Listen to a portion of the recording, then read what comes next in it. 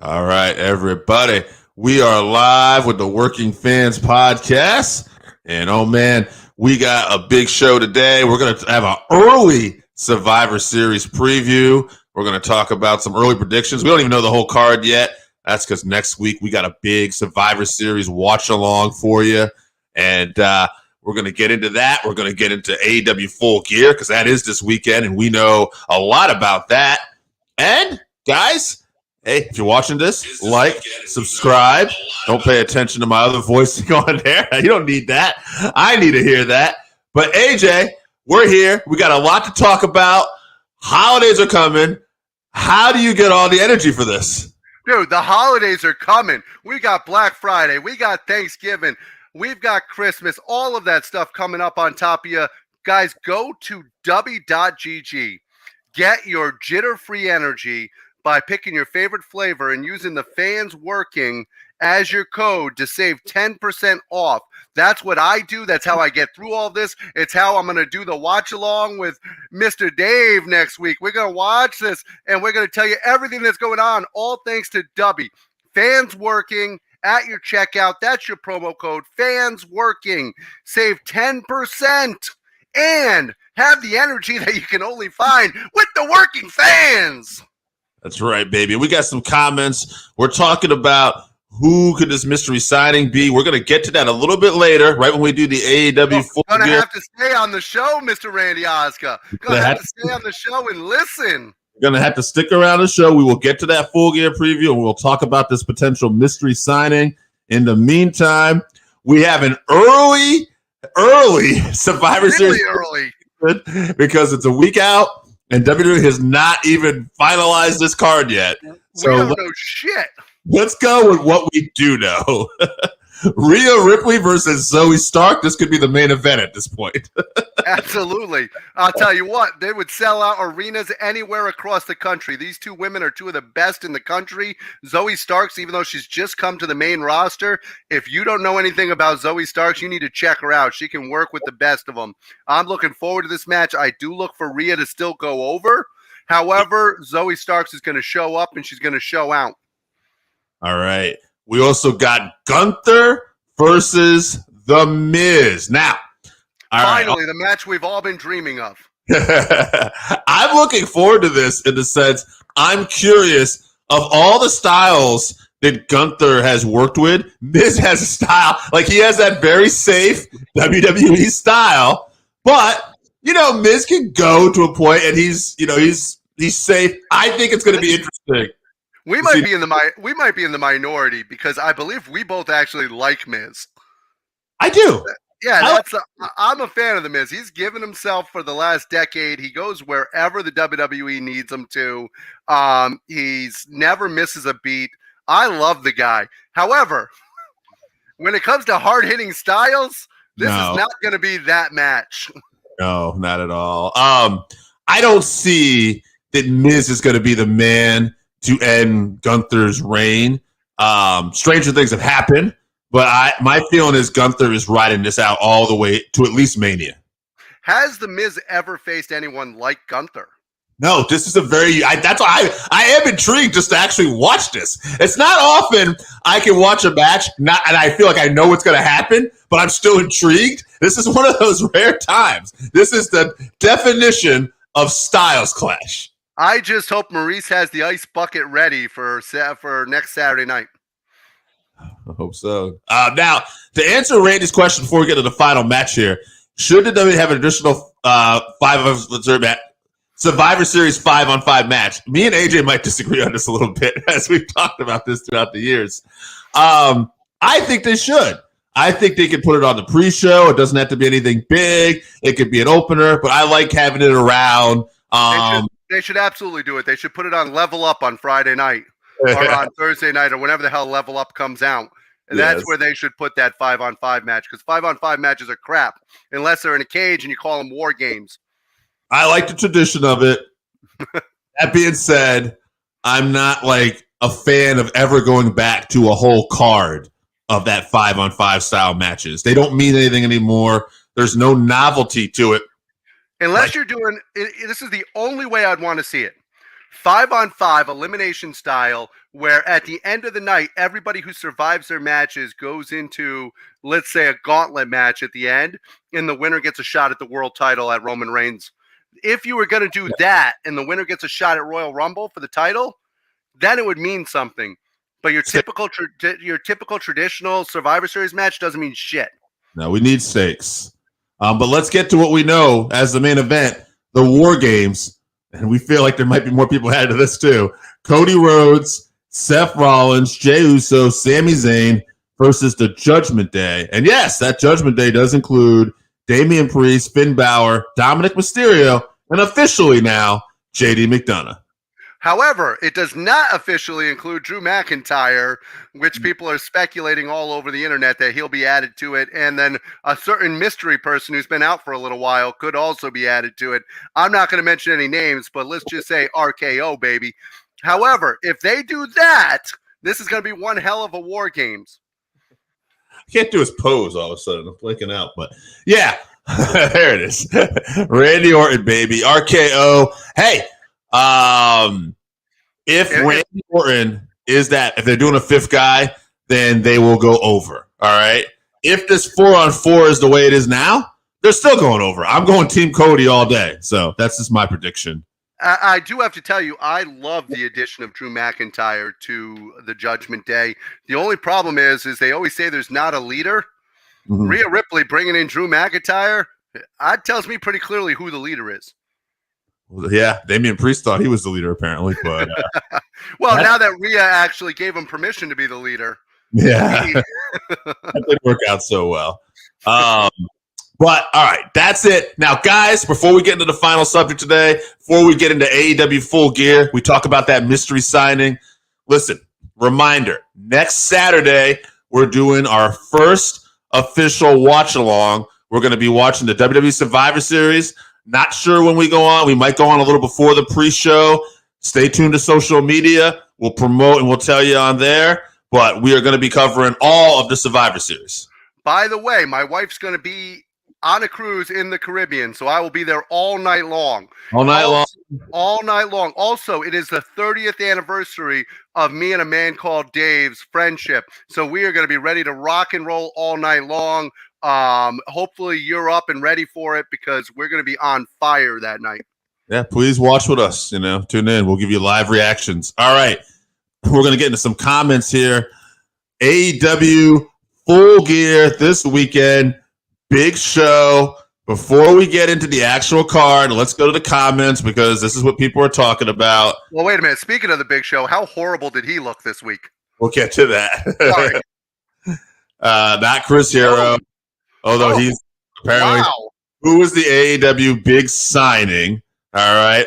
Which, by the way, Joe Sire, producer Joe, hey, I like it. I like the idea. I don't think it's going to be Chris Hero, but that's a name I haven't heard mentioned yet.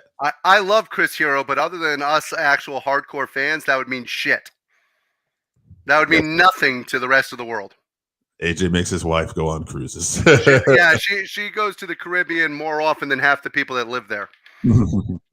But, yeah, so we talked about this a little bit. I think my pick, I'm really leaning towards Mercedes, or I think it's Will Ospreay, even though he's with New Japan until January. Yeah. Work an agreement with New Japan. They could announce it, and then they'll still work with him. So I think that's a possibility. I think it's got to be one of those two. Have we heard anything about Monet's ankle? We haven't. I'm leaning towards her definitely.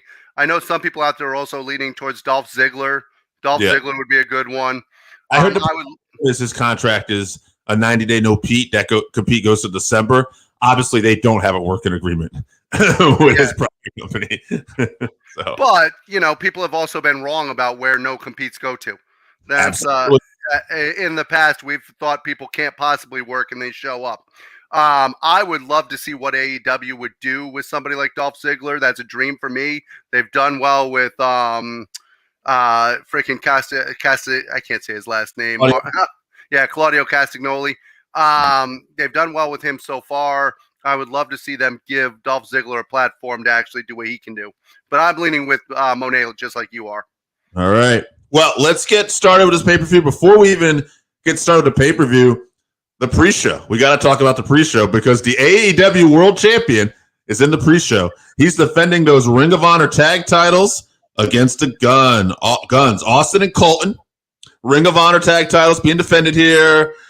I got to go with MJF, and I got to say we're going to get it done because Samoa Joe is going to show up and be his partner. I agree with you 50%.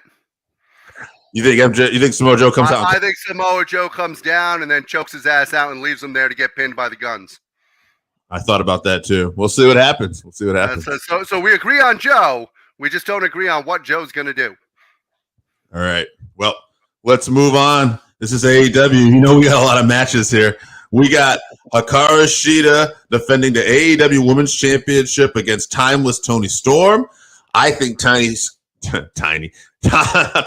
Toni Storm is destined, not Tiny Lister, by the way. Well, he's dead, so hopefully not. Tiny Lister is dead for the last 5 years, so let's hope not. But however, Storm is destined to get this title.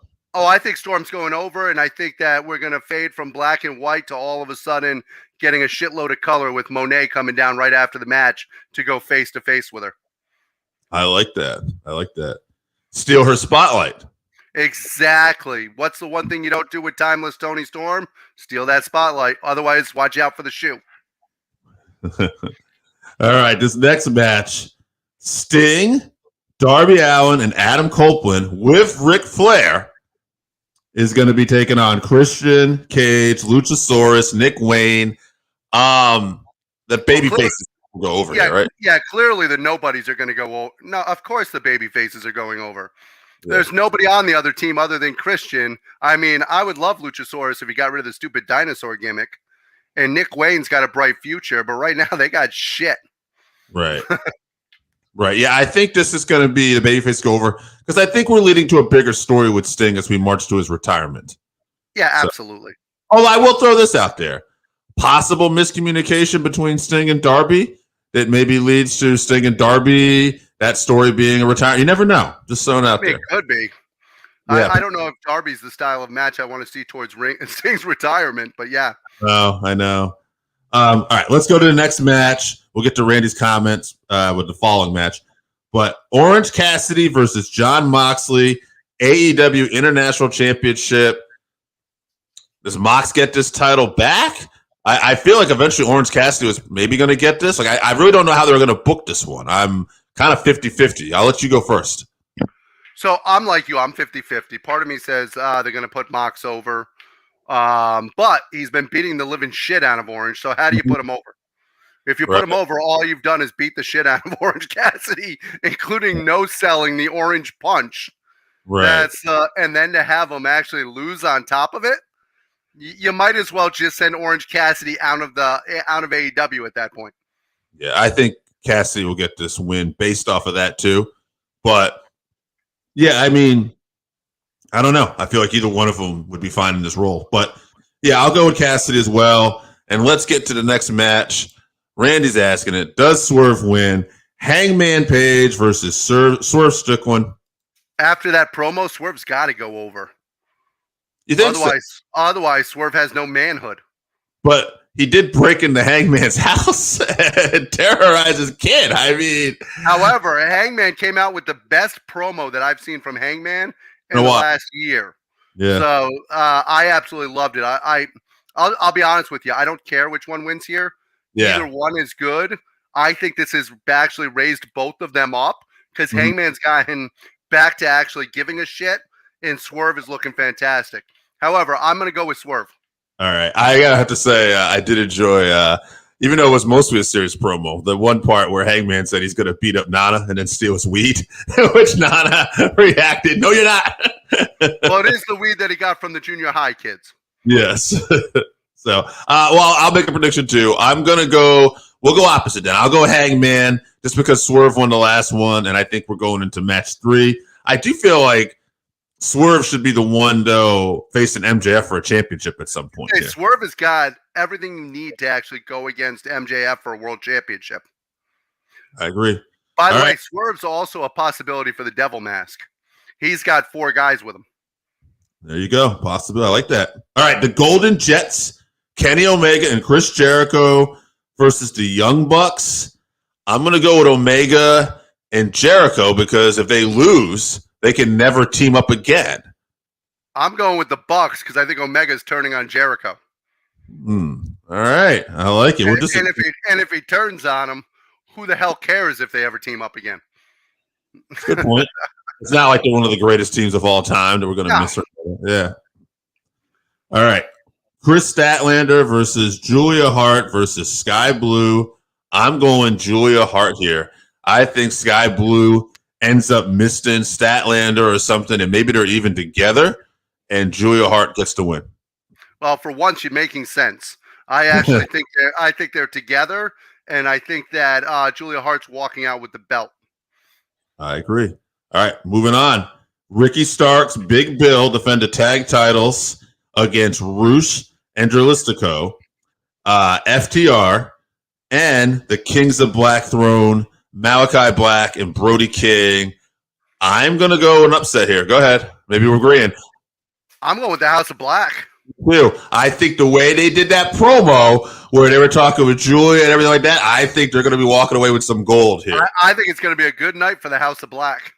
In fact, I'll even go, this is totally out there, but look for Buddy Murphy to get that Ring of Honor TV title that was vacated. I bet he gets some gold too, and they're going to be one of those just walking around with a bunch of gold. I think it's going to be a good night for the House of Black, and I agree with you. I would love to see Buddy Murphy with that. Let's bring all the gold to the Murphy and freaking household.